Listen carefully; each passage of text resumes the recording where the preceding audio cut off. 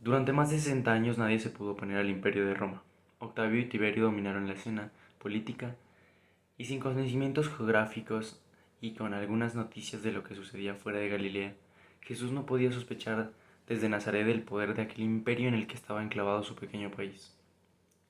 Jesús era un insignificante Galileo, sin ciudadanía romana y miembro de un pueblo que estaba sometido. Las ciudades eran el nervio del imperio.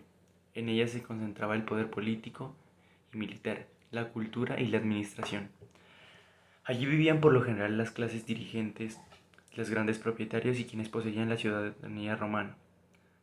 La importancia de las calzadas romanas facilitaban el transporte y la comunicación entre las ciudades, permitían el rápido desplazamiento de las legiones, por lo que Galilea era un punto clave en el sistema de caminos y rutas comerciales, pues permitía la comunicación entre los pueblos del desierto y los pueblos del mar. Jesús, en Nazaret, vivió prácticamente lejos de las grandes rutas y nunca se aventuró por las rutas del imperio. Para facilitar la administración y el control de un territorio tan inmenso, Roma había dividido el imperio en provincias regidas por un gobernador, que era el encargado de mantener el orden, vigilar la recaudación de impuestos e impartir justicia. Aprovechando las luchas internas surgidas entre los gobernantes judíos, lo primero que se hizo fue reordenar la región y ponerla bajo el control del imperio. Los pueblos subyugados no debían olvidar que estaban bajo el imperio de Roma, y la estatua del emperador, erigida junto a lo de los dioses tradicionales, se lo recordaba a todos. Jesús conoció a lo largo de su vida el crecimiento de una desigualdad que favorecía a la minoría privilegiada y provocaba inseguridad, pobreza y desintegración de bastantes familias campesinas. Así, de esta forma, creció el endeudamiento y la pérdida de tierras de los más débiles. Los tribunales, en aquel entonces, pocas veces apoyaban a los campesinos. Cuando Jesús y sus discípulos subían a Jerusalén, cruzaban de alguna manera una barrera, pues venían desde los márgenes geográficos del judaísmo de Galilea hasta su centro. Sin embargo, Jerusalén jugaba un papel simbólico insustituible y ejercía sobre los galileos un atractivo con el que no podían competir las demás ciudades. La agricultura de las familias de Galilea había sido tradicionalmente muy diversificada. Los campesinos cultivaban en sus tierras diferentes productos, pensando en sus variadas necesidades y en el mercado de intercambio y mutua reciprocidad que existía entre las familias y vecinos de las aldeas. En Galilea se hablaba arameo, lengua que había ido desplazando al hebreo a partir de la expansión, y fue la lengua materna de Jesús.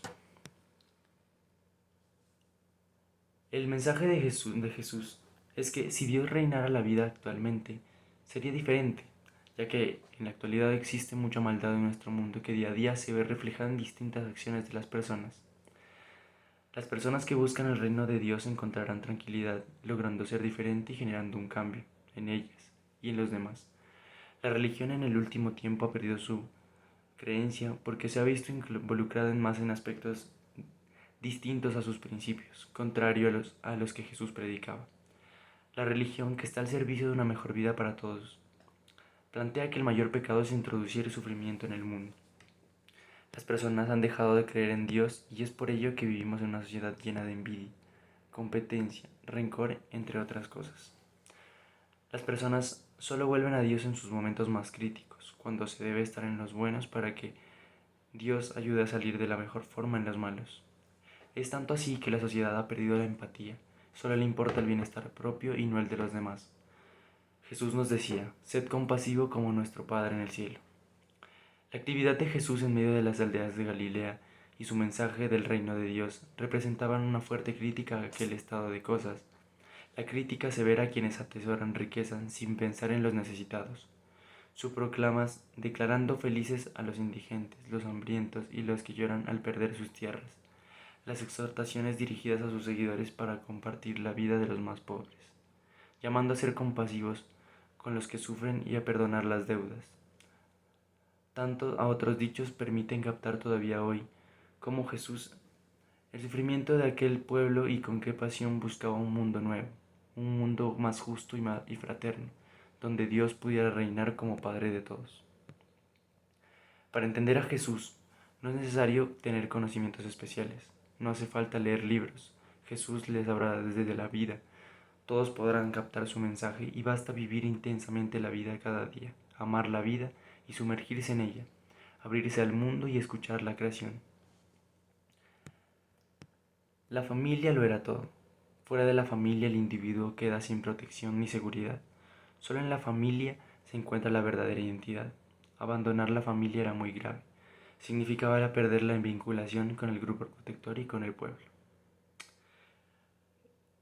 Jesús buscaba eliminar la autoridad patriarcal que lo dominaba todo. La autoridad del Padre era absoluta, ya que todos debían obediencia y lealtad. Él nos decía que no llaméis no llaméis a nadie Padre vuestro en la tierra, porque uno solo es vuestro Padre, el del cielo. En segundo lugar, defender a las mujeres de la discriminación y adoptar una postura rotunda frente al repudio decidido por los varones.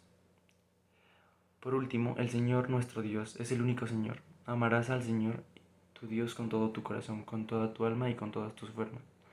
Y con todas tus fuerzas. De esta forma podemos seguir el ejemplo de Jesús. Estas palabras repetidas todos los días al levantarse y al acostarse se quedarán grabadas dentro del corazón de cada persona. Las personas de esta forma serán mejores, aportarán y servirán a los demás en tanto en su ámbito personal y profesional.